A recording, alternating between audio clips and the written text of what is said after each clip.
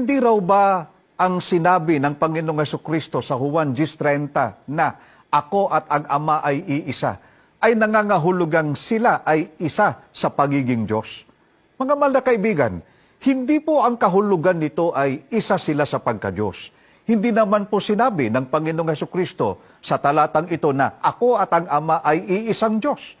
Pakinggan ninyo ang nabanggit na talata dito po sa Juan 10:30. Ako at ang Ama ay iisa. Mga mahal na kaibigan, hindi rin po ang kahulugan nito ay iisa po sila sa bilang. Sapagkat sinabi po ng Panginoong Jesucristo sa Juan 8:16, there are two of us, I and my Father. Batay po sa Juan 8:16.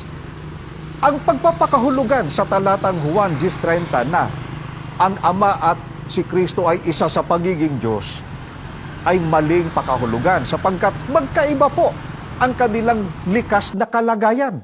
Ano po bang likas na kalagayan ng Diyos? Sa Juan 4:24, mababasa natin, ang Diyos ay Espiritu.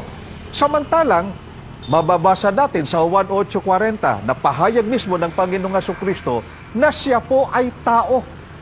Ano po ba ang pagkakaiba ng likas na kalagayang Espiritu sa likas na kalagayang tao? Ganito po ang paliwanag mismo ng Panginoong Jesucristo sa Lucas 24:39. Tingnan ninyo ang aking mga kamay at ang aking mga paa. Ako rin nga. Hipuin ninyo ako at tingnan. Sapagkat ang isang espiritu'y walang laman at mga buto na gaya ng inyong nakikita na nasa akin. Paliwanag po ang pagkakaiba. Ang espiritu po ay walang laman at mga buto. Hindi po nakikita. Ang Panginoong Jesucristo ay tao, may laman at may buto, kaya hindi po sila iisa sa pagiging Diyos sa likas na kalagayan. Kung gayon, mga mahal na kaibigan, sa ano po ba iisa ang Panginoong Jesucristo at ang Ama? Dapat nating mapansin na ang nakasulat mo sa Juan 10:30 ay konklusyon po ng Panginoong Jesucristo nang sabihin niya, ako at ang Ama ay iisa. At may pinanggalingang mga premise po ito. May konteksto po ang talatang ito. Ganito po ang mababasa natin sa mga sinundang talata. Juan 10:28, 29, tapos itutuloy natin ang 30. Ganito po ang pahayag.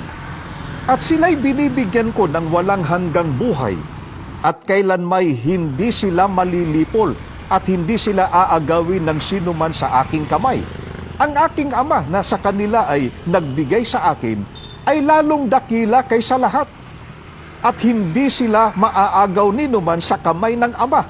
Ako at ang Ama ay iisa.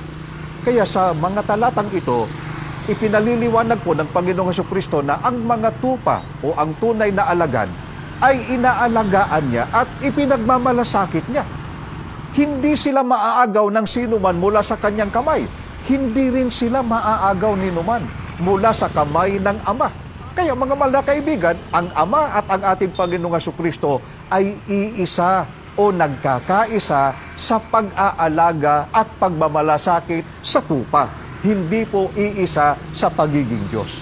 Kaya paano ito isinalin ang Juan 10:30 sa ibang mga salin po ng Biblia? Halimbawa po sa Bibliang The Message. Ang nakasulat po roon ay, ako at ang Ama ay iisa sa puso at isip. Nakasulat naman sa Lamsa version ng Juan 10:30 na ako at ang Ama ay nagkakaisa. Kaya sa lahat po ng mga sumusubaybay sa palatuntunan ito ng Iglesia ni Cristo, welcome po kayo na magtungo sa pinakamalapit na sambahan ng Iglesia ni Cristo. At kung kayo po ay gustong magpatuloy sa pagsusuri, maaari kayong tumawag sa amin